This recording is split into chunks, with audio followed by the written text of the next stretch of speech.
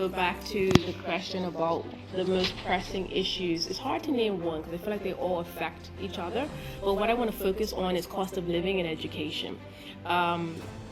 We know that everybody should be able to maintain the standard of living that they desire within reason from their job and not have to work 2 and 3 and 4 jobs. And it's not just a Bermuda problem, it's a worldwide problem. And we know this. It's not a PLP problem, it's a systemic problem. It's an inequity problem that has snowballed. So let's not do that thing, right? So I love the way that we're moving the direction to support those who are vulnerable, whether it's the seniors, the youth, or the children.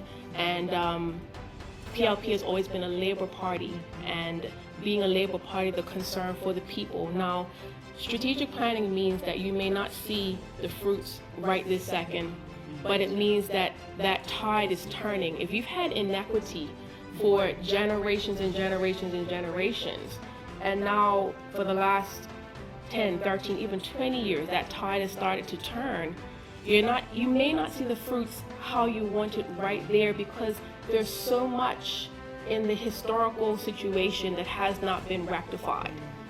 So I want people to remember that we're dealing with lots of history in Bermuda in a lot of areas where things have not been reformed, and we've put band-aids on things, and because of a pandemic, a lot of those band-aids have been ripped off, and we're dealing with that now. And I encourage everyone not to blame a government or a person, but to remember the historical context that we came from and realize that we are moving towards something that is equitable for all of us.